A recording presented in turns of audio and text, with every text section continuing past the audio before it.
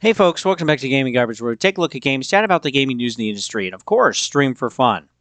Today, we're going over more of it's not quite a state of gaming, it's not quite a news video, it's kind of a mixture of both. But lately, we've had someone again, Xbox ex-executive, former vice president, saying that, the Game Pass is horrible for the gaming industry. And again, people can all have their opinions and views, and all I'm trying to do is present the information that we have. As you can see, I have a ton of stuff open, and I'm going to dig into some examples, and I'm also going to be pulling up some data. So hang with me for a while, okay? Because this is not just spouting off or getting frustrated or being a fanboy or whatever, okay? This is actually focusing on the data and looking at what's happening. And then make the judgment call for yourself. Absolutely. You're intelligent. You can certainly do that, and you should. So, what are they saying? So, despite Game Pass making a lot of money, which they made about $5 billion this last quarter, and they probably spend about $1.5 billion annually for the service. So, Xbox is making a lot of money. It's got a really good ROI. They're doing a great job so far. But what they're worried about is that it's a business model that has a fundamental flaw that could eventually see its greatest asset stripped away, leaving it without the one thing that users really want from it, which is good games. And so former Xbox boss Pete Hines says that Game Pass's business model has changed user spending habits and ultimately resulted in creators and developers not getting the proper acknowledgement or compensation that they deserve. Now, I'm going to push back on that, of course, but let's dig into a little more about what he actually said. So, you can't buy a product anymore.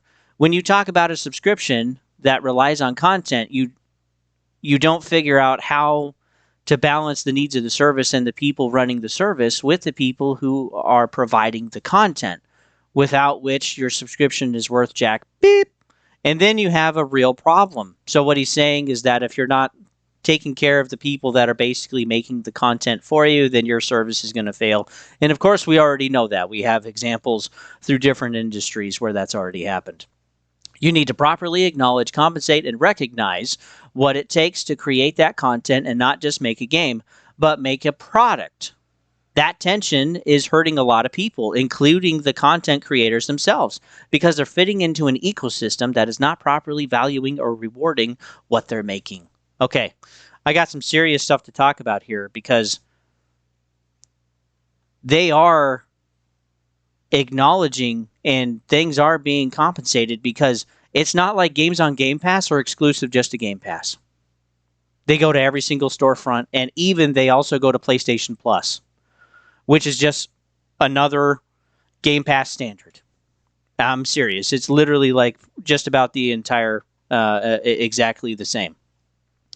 Games come out, they make the sales they can, and then they make a deal with PlayStation to get them onto the service after they've been out for a month or a year or a couple of years or whatever. And honestly, it doesn't take very long. But when he says, you can't buy a product anymore, that's completely incorrect.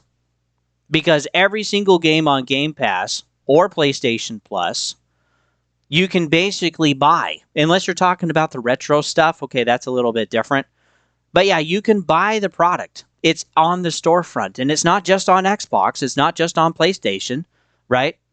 It's also, if it can, going over to Nintendo. It's also going over to PC. It's also going to mobile if it can. It's literally going everywhere. Xbox's business model is an omni-platform, and that's going to be a future video.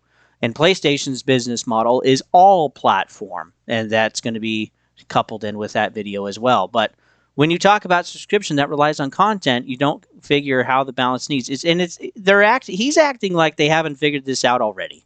We've had Game Pass since like 2016, 2017, and it's really hit its stride this decade. Now, whether you like Game Pass or not, okay, I just got to ask, do you use Amazon? Because it's the same principle. Do you use Netflix? It's the same principle. Okay, if you're using a service that is more convenient, has more options, and greater accessibility, and is ultimately cheaper than if you did it the other way, and it's not just cheaper in cost, it's also cheaper in time. because you don't get your time back. So that's very speaking out of both sides of your mouth. If you hate Game Pass, but you use Netflix and or Amazon, it's the same thing. But yeah, he's saying here you need to properly acknowledge, compensate, and recognize what it takes to create that content, and not just make a game, but make a product.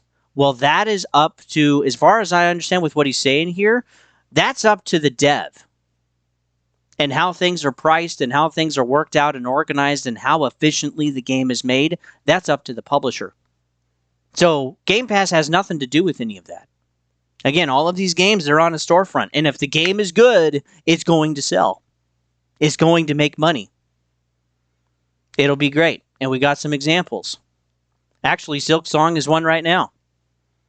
It sold already so many copies on Steam, PlayStation, and Xbox that it crashed all of the stores. It couldn't keep up with the demand. And instead, what some other devs are complaining about is that, oh, it's too cheap, it's $20. Well, again, the publisher and the studio figured out how to make the game really efficient and also made a really good reputation with Hollow Knight, their first game. So guess what? They're making money. Congratulations to them. That's the reward. They can sell the game for whatever they want and make a ton. And they will. And the fact that it's on Game Pass isn't going to change any of that. All Game Pass is doing for them is providing access to the other players that aren't going to buy the game and basically just play whatever's on Game Pass, which there's probably millions or maybe a couple of tens of millions of people that do that, where they just play whatever's on Game Pass because, again, life is expensive for them. And we shouldn't knock them for being financially strapped. I mean, if you just don't have the money, you just don't have the money. You still got to eat. You still got to put a roof over your head, provide your family, your spouse, whatever. And yeah, Game Pass is not affecting the sales of Silksong because Silksong is a highly anticipated game. And then, too, he continues on, but to make a product. That tension is hurting a lot of people, including the content creators themselves, because they're fitting into an ecosystem that is not properly valuing or rewarding what they're making. That is absolute garbage. Again, we have the storefronts. It's not exclusive to Xbox. It's everywhere else. And Game Pass is just a place for when they've made the sales they wanted, or if they want to put their game on Game Pass day one. Again, that's between them and Xbox. That's a publisher figuring stuff out on how they want to make their money. We've had Baldur's Gate 3, Larian Studios saying they didn't want to put it on Game Pass because they were pretty sure they were going to make a lot of sales. And it would have hurt them in the long run economically in revenue because the game sold incredibly well. They wouldn't capture the players that would just play it on Game Pass for as long as they wanted. Instead, they got the sale of $60, which some people think it should have been $70. Some of the devs were complaining about that too, that they didn't charge enough money for it, just like what they're doing with Silksong now, which is ridiculous. Same with Elden Ring. It's the same thing. But yeah, the ecosystem is not Game Pass. It's not exclusive to just one store. That's shifting too.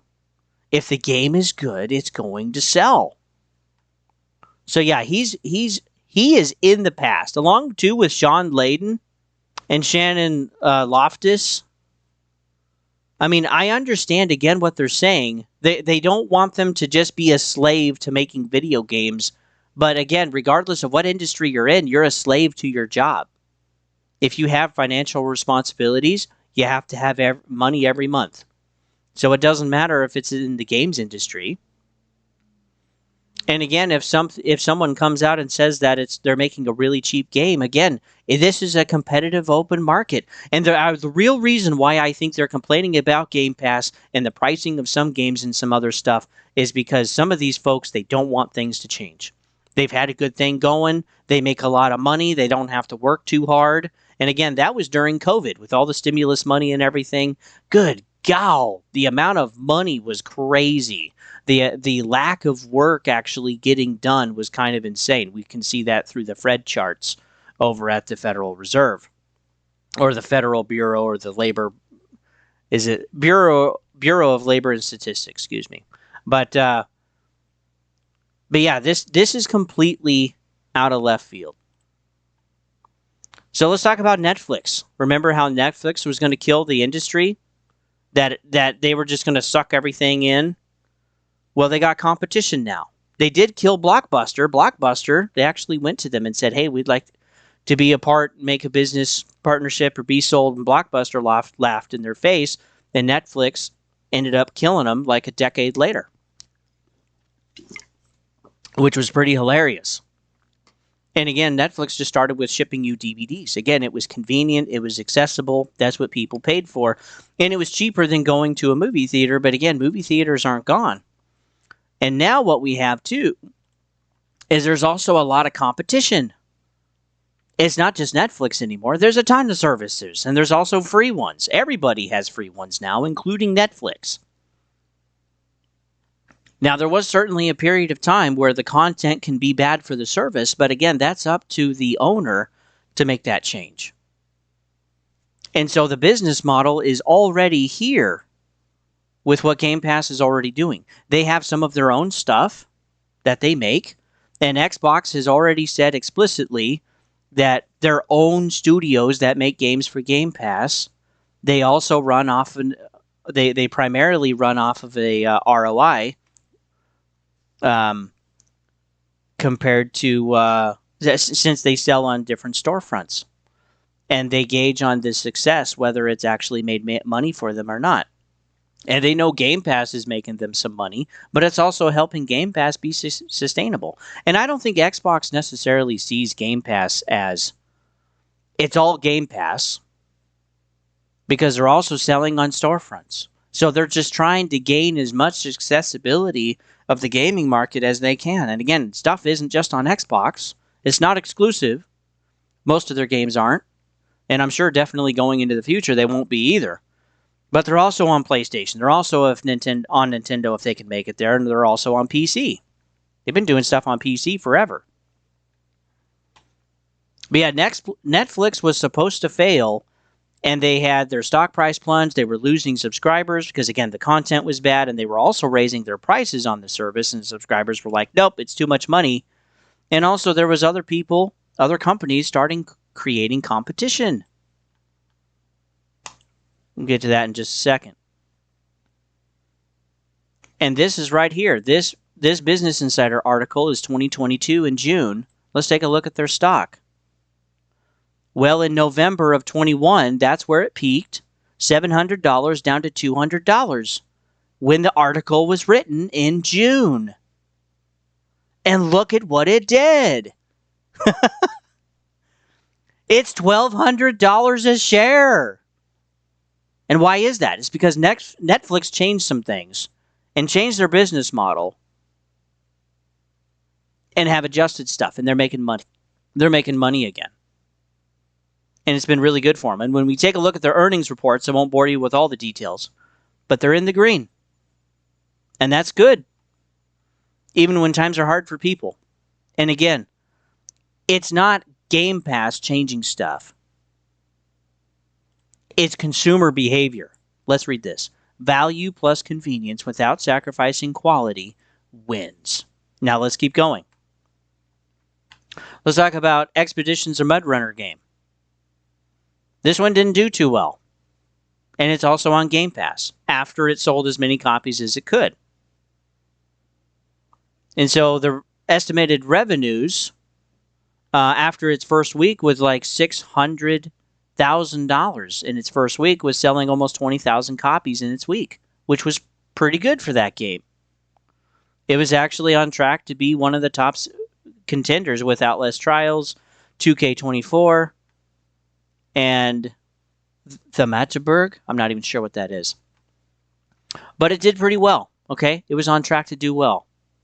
But when we take a look at Steam, the ratings are pretty low, and again, it just was not what people were expecting. They didn't like some of the changes. Some people have. That's why it's got a score of roughly 55%.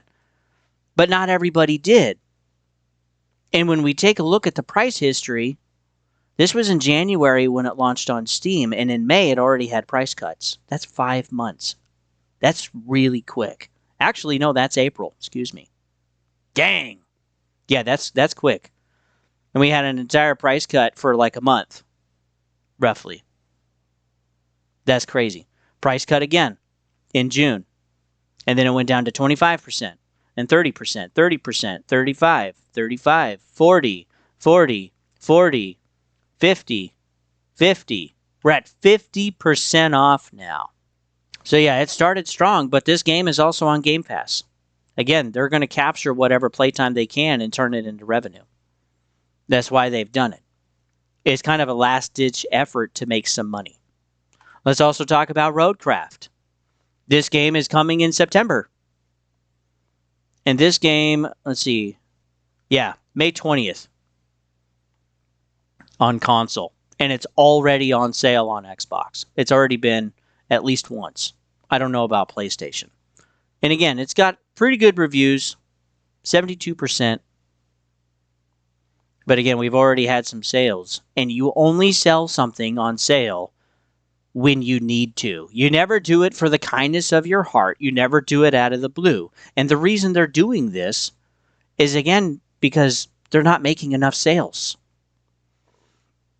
So that's why it's coming to Game Pass. This is also why it wasn't just on Steam or PC, but it's also coming to consoles, or that it came to consoles in May. So, again, trying to expand the audience, trying to include more platforms, lowering the price tag, putting your game on Game Pass. It's all about making money. Everything. It's all about the money. Let's take a look at the buying habits. I'll actually try to remember to post this up. This is actually really informational. If it's not for you, don't sweat it. This is why I do videos like this, so that you don't have to go through it. But I wanted to take a look at by generation where they basically play. And Millennials, Gen Z, and Alpha, holy cow, their playtime is spent on mobile. Now, mobile's not for me. I don't like it, okay? I'm probably never really going to go that way. If console ever completely dies, I'll switch over to PC and I'll play over there, right? But the thing that I think is interesting is that the younger generations have multiple platforms because, again, mobile is considered a platform now. Back in my day, it wasn't. It was more of a joke. And that's kind of still where I sit. I just don't necessarily like playing it. But now we have handhelds that can honestly run some games pretty dang freaking good. Lenovo just came out with their next handheld, which is like $1,100. Woo! That's expensive as crap. So that's too rich for my blood. So I'll stick with console for a while, and I might pick up a handheld in the future that's got Steam and Game Pass or Xbox app or whatever else on it and emulate stuff to death. But a lot of people, too, have also switched over to PC. 34 million were added to PC gaming last year, roughly, globally across the world. And what we generally see is that over time, console is shrinking or stagnating, and PC is expanding, and so is mobile. Mobile is actually expanding the most. And again, when the majority of your players don't really care about the console, aren't really focused on paying premium, okay, for making a product, again, they're going to, go with the value proposition. Value plus convenience without sacrificing quality wins. That's why Netflix is successful. That's why it's making money. It wasn't doing very good here because, again, people didn't like it. But again, if you're creating quality and increasing the accessibility and increasing the value proposition, guess what? So yeah, this is not rocket science. I don't know why these ex-heads, meaning they moved on or they're fired or whatever, they don't work there anymore. And I'm not saying Xbox or Microsoft or Sony or Steam or Nintendo doesn't have their own problems or don't have things that, of course, like I agree with everything. I don't agree with everything with what they're doing. But this is not Game Pass's change. This is not Game Pass changing the industry. It's consumer behavior.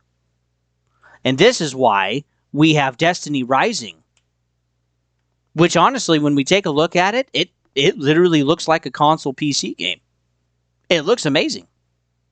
I mean, it looks really good. But it's a mobile game. And again, that's where the players are.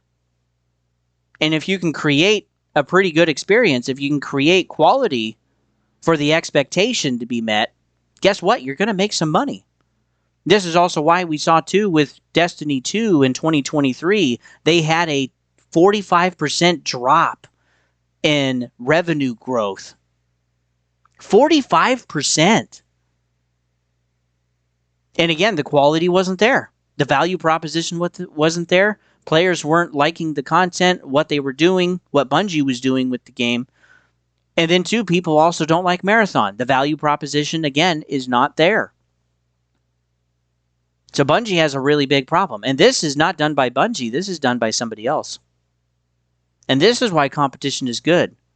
Players have games that fall out of favor with them, and it's good to have other people step in and try to make something else, and it's ultimately better to the player. And as soon as we get away from the player base, from the consumer, and we start focusing on the company, again, this is the company's problem. If the devs can't make it, if the efficiency of making the game costs too much, like Spider-Man 2 costing over $300 million and finally breaking even at $10 million in sales. That's why they shipped it over to PC, by the way, so they could get more money, because they hadn't really broken even yet, which is insane. That's crazy. I still cannot believe that. But again, if it costs too much to make your game, again, that's all on the publisher. They need to make it efficient. They need to capture the talent to actually make the video games. Because again, if the dev doesn't make a good game, like Veilguard, I don't believe they should have a job. I don't believe they should continue to get paid. If they can't make a good product, if they can't make a product for their audience, why do they deserve money?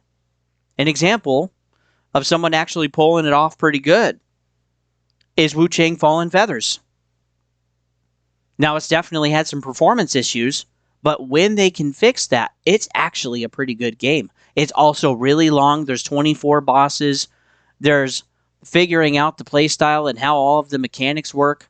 And again, it's about you learning about the game, learning about the bosses, focusing on what type of playstyle you want to have, and not necessarily grinding, but working toward the different skills and abilities and disciplines. Man, it's satisfying when you kill some of those bosses, when you work through something else. And the satisfaction is awesome in that game. It does a really, really good job.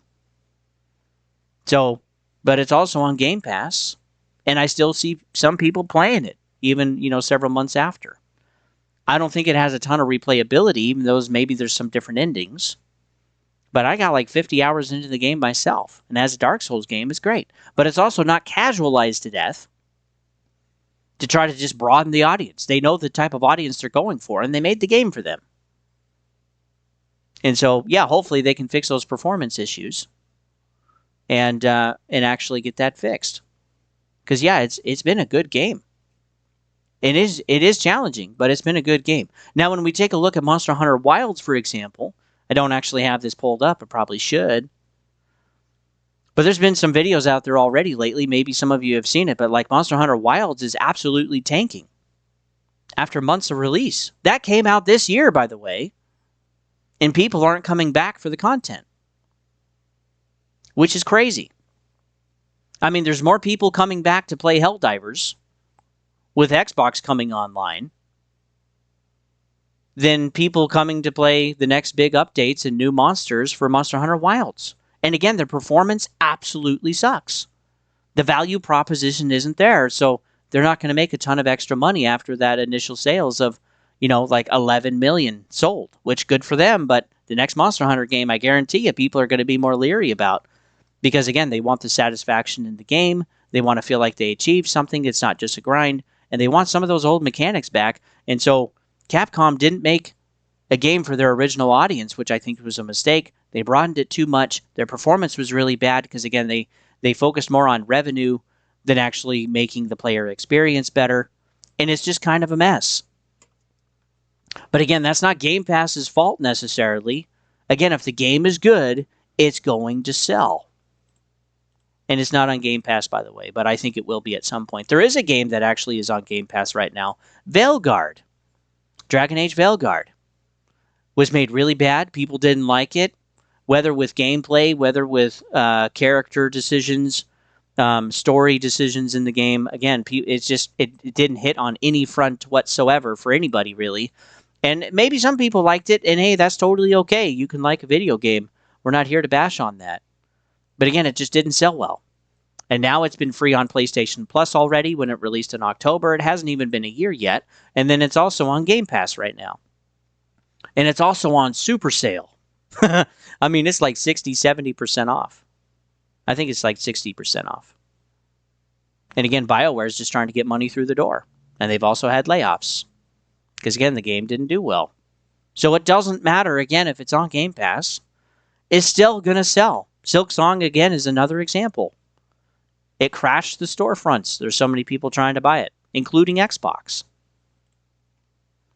Now, when we also take a look, part of the problem of why some of these games are failing or why they're not doing well is because players are playing older games. Roughly 92% of PC players spend their time on games that are at least 2 years old. That means they're not buying the new stuff necessarily. This trend is also even more pronounced with 67% of players spending time on games that are 6 years older. 6 years or older. And some of these are like Fortnite and Roblox, and like they've been around for a while, right? Some of the older games. Minecraft would probably be another one. And we see them toward the top of the charts all the time. So the player behavior is switching over to mobile, which is why we have this. And then players are also playing old games. They don't have to buy them again. They don't have to pay more money if they don't want to. They could with some like games as a service or gas games where you have microtransactions or whatever, and you can do that. But again, all of these changes, it's Xbox figuring out first where the buying behavior is. And that was necessary because they can't sell consoles. They've screwed up 2 generations now. And so they're not trying to sell a console anymore. They're trying to sell a platform. And part of that is Game Pass. Also, some of that is Play Anywhere. And some of that is also on Play Anything. They're literally trying to be the omni platform. Being everywhere. And we'll get into that in a future video. And we have, and again, this happens like every few months. Article after article after article after article. Over and over and over and over and over again. All of these are basically, there's just a lot of devs that are saying that Xbox is failing, that Game Pass is bad, that Game Pass is failing. And again, they keep having to move the goalpost, but it's almost like there's an entire psyop of people just trying to get other people pissed about Microsoft and Game Pass and Xbox. And again, they don't do everything perfectly. It's been frustrating with some of the decisions that they've made. But again, Xbox, I think, is just figuring it out first out of necessity. Their console is completely failing. They're changing what an Xbox is. And, now they have 500 million monthly active users. 500 million. And again, it's because they're everywhere. They're trying to become the omni platform. And then the next Xbox, the next generation Xbox, it's even a bigger, it's going to be a hybrid. We know that it's going to have a Xbox console-like experience type of thing. A lot of your digital games are just going to rip right on over. Also, Play Anywhere games are going to go over. And then you're also going to have Game Pass. I don't think your disc games will work unless they provide a disc drive, which we'll have to see. I personally think they will, because they've been one of the best ones for backwards compatibility. But we'll have to see how they do that. But yeah, 500 million. That's what they're focusing on. The console has been in the way. The console hasn't been working for them. This is why Sarah Bond is now the head of Xbox Gaming, and why Phil Spencer is the head of Microsoft Gaming. Now, a lot of decisions are actually coming from Nadella, the CEO of Microsoft, which I don't necessarily like that. I think it should be a little bit more varied, but when maybe they get out of the hole that they're in, maybe, yeah, they'll actually get there, and Game Pass is helping them do that. But PlayStation is doing the same thing. It's not like they're not focusing on console sales anymore. They certainly are, and they certainly will. But the big factor for success is now monthly active users. It's not 80 million console sales. Again, we look at 80 million versus how much they're selling, like Death Stranding 2. During the first couple of weeks, Death Stranding 2 sold roughly 1.4 million copies with 80 million consoles. That's weak. That's weak for an exclusive game. And this is why exclusivity is disappearing. There's not enough people buying the exclusive. The focus is not consoles anymore. Even looking at Nintendo, their biggest push for launch was third party. And their first party games, let me tell you, are generally pretty weak so far. We're going to get some other games, but I don't think Hyrule Warriors is going to sell super great. Some of the other games, they've just kind of been looked over. It's just been Mario Kart World, which they screwed up with updating it. Good job, Nintendo. And a lot of people are just quitting or going back to something else, going back to Mario Kart 8, for example. Or there's been Donkey Kong Bonanza, but again, I don't think that game's also going to have a lot of replay value. Again, we're looking at a 10-hour, 12-hour story, max. If you go and do everything, maybe, you can get 20 hours, maybe you can get 30 hours out of it. But again, the value proposition for Nintendo is really hard to see. And they don't have, in my opinion, a great launch lineup. And we still don't even know when Metroid Prime is going to launch. Maybe we'll get to see that at the next Direct that they're going to have. But yeah, the games industry is changing because of consumer behavior. It's not Xbox. It's not Game Pass. It's not PlayStation Plus. It's not Steam. It's not necessarily payment processors. While I certainly don't agree with what they're doing, but it's not completely that either. If the game is good, it's going to sell. Again, let's read it again. I'm trying to drive this in for some folks. I hope they're watching. Value plus convenience without sacrificing quality wins. And again, we saw that with Netflix. Disney Plus is trying to change that now. And we'll see what happens. And then even PlayStation, they're hiring a senior director of multi-platform and account management. And they're going to build a team to be able to put games across various digital platforms, including Steam, Epic Game Store, Xbox, Nintendo, and mobile. Again, PlayStation is going all platform, while still focusing on the PlayStation as the primary place to play. That's why it's all platform. But their games aren't going to stay stuck. The exclusivity is going out the window. And yeah, this guy is going to leading a high-performance team focused on multi-platform expansion. And when we actually click on this, they've hired somebody already.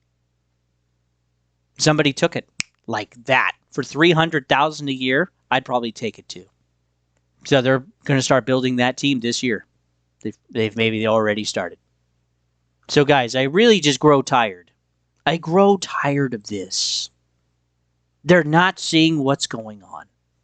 And again, it's not Game Pass. I think they're just worried about Game Pass shifting everything. And it already has.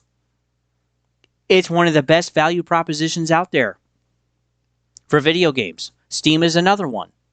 And the younger generations, they don't care what you play on. They don't like exclusivity. They don't care about exclusivity. They care about accessibility and value. Because the younger generations like Gen Z and Alpha and my daughter that was just born, she's a beta, Gen Beta, they're going to focus on value proposition. They're going to focus on what's affordable. And they're not going to care about the premium name brand. They're not going to... I tell you guys, they don't have the opportunity like other generations did. Like Gen X. Millennials are just on the cusp of it, but boy, it's going to be way worse down the line. Now, I'm not an economics professor. I'm not a professional, but the data is out there. It's going to be really tough for a lot of people that are younger than me, and even for my kids. And I'm going to help them through it. But I can guarantee you their spending habits are going to be different in their 20s than what they were in my 20s. And one of the things they're going to look for, regardless of the industry or hobby, is value. And that's all that Xbox is providing with Game Pass. Again, it's not trying to exclusify every game. And again, it's a lot of devs too. They've said that Game Pass has been really good for them. Expedition 33 got them a lot of publicity. A lot of people were able to play it, and then it blew up on channels, and that's because of Game Pass. And they still have sold like 3.5 million copies. They've made way more than enough because the game cost them roughly 40 million, 50 million to make. So again, if the devs are going to be valued, the publisher needs to value them. The leadership needs to value them. It's not the service. It's not the platform. It's not the exclusivity. It's not the price tag. It's the company that they work for. And I wish these people would get it. Because Game Pass is amazing. And it's forcing the industry to shift. And they already see what's coming with the changes in buying behavior. And everyone else is going to follow suit. And yes, even Nintendo to some degree at some point. The model that they have, I don't see is sustainable. They still have really good numbers. They still make 30% net profit. That's really impressive, but it has continued to go down over the years. And if the Switch 2 does not launch good and continue to launch well, then Nintendo's profit margins are still going to continue to drop. And if it drops enough, just like it has for PlayStation, just like it has for Xbox, they're going to have to change things. So thanks for tuning in, folks. I know this was a long video. This too was just kind of long-winded and all over the place. I apologize for that. But yeah, I am passionate about this stuff because I hate that people misinform their audience. And I really try not to do that whatsoever. I really try to provide value. The truth, right? And you guys ultimately can make your decision yourselves. Game Pass is kind of an experiment, and it hasn't kicked off super good, but it's kicking off good right now, and it can turn into Netflix where it starts to just completely sell off like it did, and then they can change things and it can come back. So again, it's up to the company, and if we're worried about the devs, well, the devs need to work for a company that values them. That's the problem. Again, it's not Game Pass, it's not PlayStation Plus or whatever else. That's just a reason that I feel like they're going for because they just hate Game Pass. Because it's changing things and they don't want to change. They're comfortable. They don't want to have to compete. So, I think that's really what's going on. So with that, folks, thanks for tuning in. You can always follow me at GamingGarbage22 over at YouTube. Don't forget that if something's not for you, don't sweat it. You can just skip right on through it and wait for something else as I do various content throughout the week. Also, too, there's playlists. If there's something that you really enjoy, hey, there's a playlist for you. There's plenty of videos there, regardless of whatever you're looking for, whether it's news, deep dives of states of gaming, or playthroughs. Also, too, doing a playthrough of Chronos to New Dawn. I'll be trying to do that at least once a week. When I have enough time, I'll do an initial look, and then when I've beaten the game, I'll do a final review. And thank you guys, too, for voting in January. You guys will be able to vote again for the next game in 2026 in January. Also, you can follow me over at Twitch if you'd like at Don't Tread on Thee. And yeah, when I'm playing video games, I'll chat with you guys. But yeah, what do you guys all think about this? Because this is what I'm seeing. Looking at the data, looking at how things are used, looking at Xbox, looking at Game Pass, what other companies are doing, like PlayStation and Steam. Whether we like it or not, it's a shifting industry, folks. The younger generations have shifted it. And there's just not much we can do about it. But I am curious what you guys think. Because I think we should continue to have discussions about stuff like this. We shouldn't have an echo chamber. We should have a discussion. Okay? That's how we're going to return to a normal in society. Not just in gaming, but everywhere. So with that, folks, I'll see you guys on the next one.